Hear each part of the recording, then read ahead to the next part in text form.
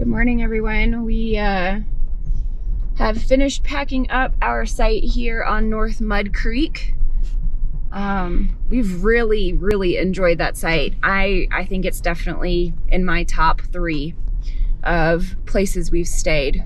For sure. It is definitely a moderate to extreme 4-wheel drive trail to get there.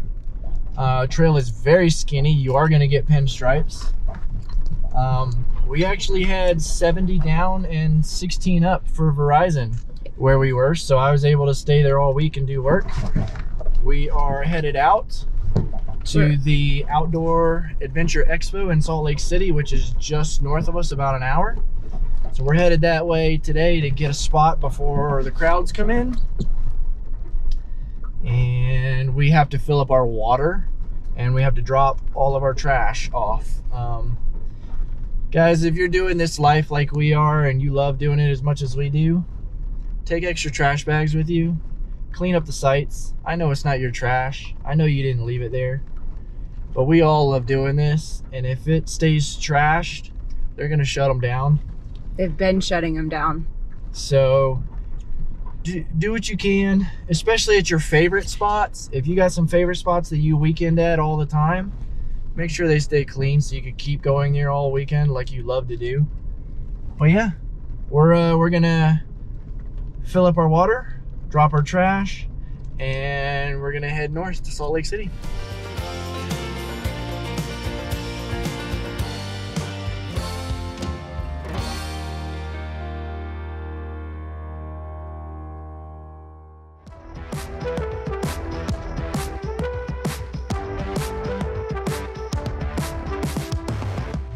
Morning, everyone. Today is the day we've all been waiting for. Well, us, at least. Yes, while you can get out and adventure in what you have and the gear that you have, it's always nice to find gear that will make it easier or more comfortable. And so we're really excited about going to the Outdoor Adventure Expo here in Salt Lake City. We have some things on our list to look at. First and foremost, we're looking for an overland off-road trailer that can sleep 6. And hold our bikes. Yeah, and have some kind of way to hold our 6 bikes or our 5 bikes and trailer. Pretty big ticket to fill, so we're hoping we'll find something. We have to talk to 230 about their ladders and about their Velcro straps. Yeah, we've only had the tent for what, 2 months now? 2 months. The Velcro's already coming apart from the nylon strap, and both of the ladders are broken. And so yeah, it's the mechanisms inside. It's not any damage or anything. They're just broken. The little plastic black part is what's failing, which, I mean, it makes sense. That would be the weak point, but unfortunately, they're already doing that, which seems pretty quick. Yeah, so we'll talk to them about that, but regardless of that, love the tent, would absolutely buy another one. Yeah. And if this one ever does wear out, we will buy another one. So love the tent, just got to fix those 2 issues.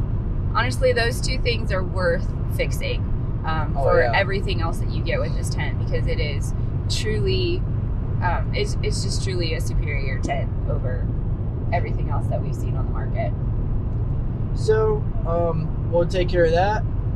We're excited that there are a bunch of off-road and overland trailer companies going to be here. So we're going to speak to all of them. We believe, based on research, and I do a lot of research before we buy, I believe that there are 2, possibly a 3rd manufacturer that actually makes an off-road overland trailer that'll sleep 6. I know there are some off-road overland trailers where we could move the rooftop tent from the 4Runner onto the trailer, but this is the huge 87 Walkabout, so it's the huge rooftop tent. It's the biggest one they make. Its footprint covers the entirety of our roof, so yeah, the entire roof rack is fully covered on the 4Runner, and it's a full-length roof rack. Another thing that it has to be able to do is we have to be able to pull it with our 4Runner, because we're not ready to married from Black Betty. We really like her, so. Yeah, a lot of the four-wheel driving we love to do, Black Betty's perfect size for it. And it seats all 6 of us in factory seats and seat belts. So it has to fit within the numbers because that's really important.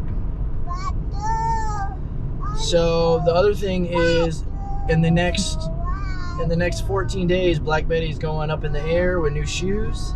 We're super excited about that. We're headed to California. Yep. We're going to have 88 rotors do the work.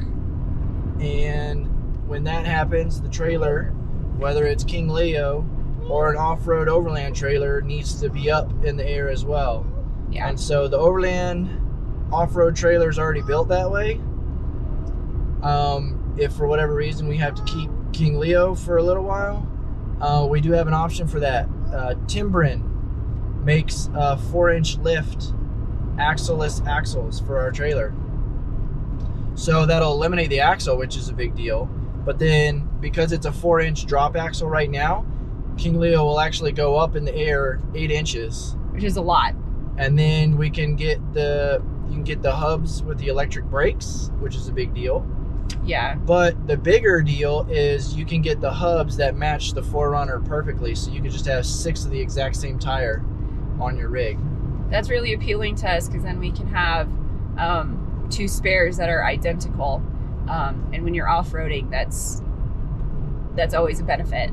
Yeah, because we don't want to unhook the trailer when we go off-roading. We want to take the trailer with us and camp out there.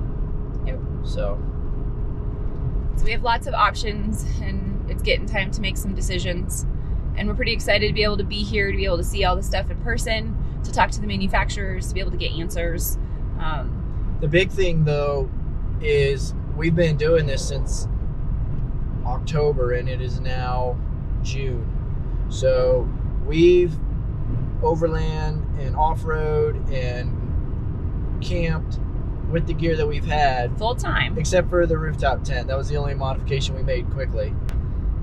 We've camped with all of that full time for 9 months so far. So it's doable. And so we know that what we're doing works, but we're also learning very quickly, hey, there might be some gear that makes this a little easier or makes it a little bit more comfortable. And hey, let's be honest, there's some gear that, hey, that would be really cool to have. Yeah. So this is our full-time lifestyle.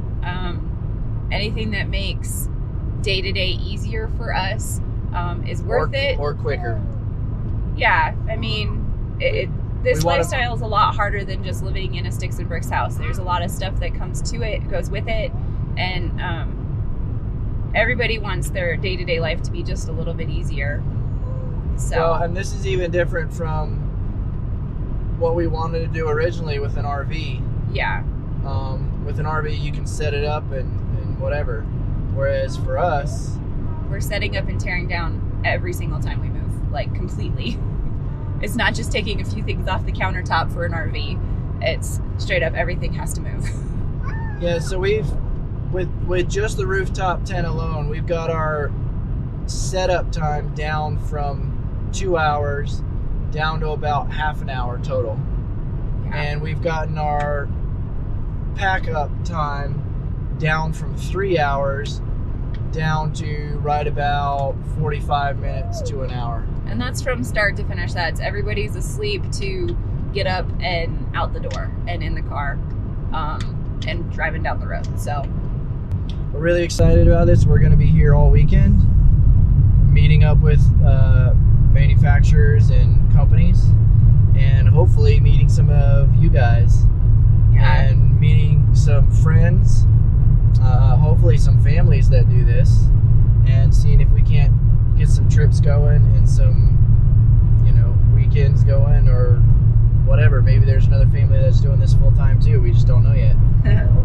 So we'll see. The flooding damage here is just crazy. It's extensive. You can see where all these big boulders are coming down the hill too. Big old boulders. The whole campground. Oh, the campground's not bad. Actually, yeah, it is. They most definitely got hit.